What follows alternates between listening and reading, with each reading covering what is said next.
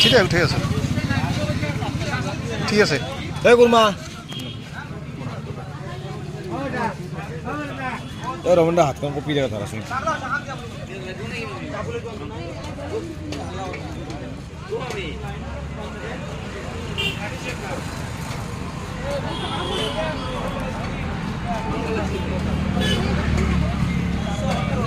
এইটো মাছটা মানে আমাৰ মানুহ নাখায় এইটো মাছ খায়